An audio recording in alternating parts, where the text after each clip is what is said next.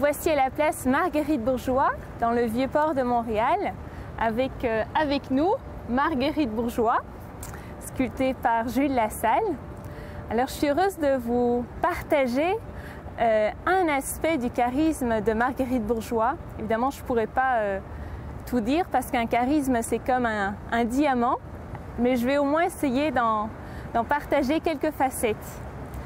Et en commençant aussi par situer ce charisme comme un don de Dieu au service de la mission. Alors, comment parler du charisme de Marguerite Bourgeois? Je nous propose de le regarder comme l'audace et la patience des nouveaux commencements. Et cela, Marguerite Bourgeois l'a vécu sur 3 plans interreliés. Au niveau de la société, au niveau de l'Église et aussi au niveau de la vie religieuse.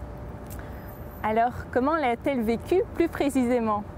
C'est vraiment très intéressant. Regardons d'abord au niveau de la vie religieuse.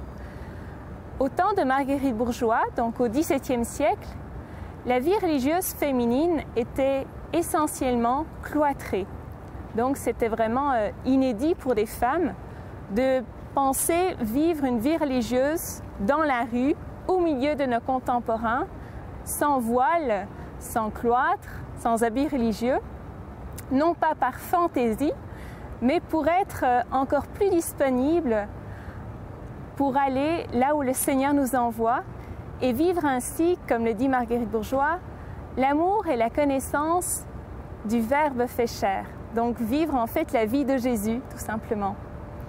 Et non pas avec un signe distinctif, mais plutôt extérieur, mais un signe distinctif, je dirais, qui se mesure davantage dans la manière d'entrer en relation avec les autres et par ce dialogue intérieur continu avec celui que Jésus appelle Abba, Papa, notre cher bon Dieu, dirait Marguerite Bourgeois. Alors ça, c'est au niveau de la vie religieuse. Alors au niveau de l'Église, les nouveaux commencements auxquels Marguerite Bourgeois a participé, ça a été d'apprendre à devenir une Église qui se reconnaît comme peuple de Dieu, pour reprendre une expression à la fois biblique et en même temps aussi du Concile Vatican II, c'est-à-dire une Église où nous apprenons mutuellement à nous reconnaître comme frères et sœurs de Jésus-Christ et où l'Esprit Saint ne passe pas seulement de haut en bas, mais de cœur à cœur, d'égal à égal.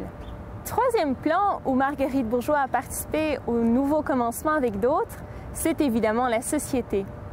Et d'une manière toute spéciale ici à Montréal, donc à Ville-Marie à l'époque, où elle fut envoyée par la Société de Notre-Dame de Montréal pour contribuer à bâtir avec des hommes, des femmes, des laïcs essentiellement, et aussi quelques prêtres et des religieuses, à bâtir ce que les premiers chrétiens cherchaient à vivre, donc une communauté au cœur de la société, une fraternité universelle, animée de justice et de paix, et donc d'amour. Et ce qui a été pour Marguerite Bourgeois un point, sans doute qui a été un point fort de sa vie, c'était quand, après un long mûrissement, un long temps de discernement, l'évêque de son temps, Jean de Saint-Vallier, a reconnu la communauté des sœurs de la congrégation de Notre-Dame et leur a proposé, pour ne pas dire imposé, des règles.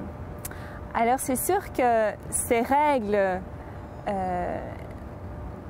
n'étaient pas écrites par elle, donc ce qui était inédit à l'époque, c'est que les sœurs ont demandé de d'abord pouvoir prendre connaissance avant d'accepter ce document et de partager comment elles le recevaient. Alors ça, pour l'évêque, ça a été assez surprenant. Et puis en effet, les sœurs, en prenant connaissance de ces règles, elles se sont rendues compte que plusieurs d'entre elles étaient vraiment inacceptables par rapport à ce qui constituait le sens de leur vie et la manière de le vivre. Parce qu'en fait, pour l'époque, c'était vraiment inédit de ne pas être des sœurs monastiques. Donc il y avait toujours cette tension qui fait partie des nouveaux commencements et qu'il était important de chercher à être fidèle. Et puis, ce qui est aussi intéressant de savoir, de relever, de souligner, c'est que la supérieure du temps, Marie Barbier, a fait appel au supérieur des Sulpiciens de Paris, M. de Tronçon, pour lui demander s'il pouvait intervenir auprès de l'évêque afin de lui faire comprendre que ce qu'elle demandait, ce n'était pas des fantaisies, mais c'était vraiment pour chercher à être fidèle à l'esprit de fondation de leur communauté. Et c'est ce qui leur a permis d'avoir des règlements modifiés et, pour ne pas dire, de vivre des accommodements raisonnables avec l'évêque de leur temps. Un autre fait qui est important aussi, puisque nous sommes ici juste à côté du palais de justice, c'est que Marguerite Bourgeoys était très sensible à ce que vivaient ses contemporains. Sa vie était profondément reliée à leur vie. Un jour, une femme de l'entourage de Marguerite Bourgeoys était profondément morfondue, car un de ses plus jeunes enfants, qui était très turbulent, était décédé dans des conditions qui la culpabilisaient beaucoup.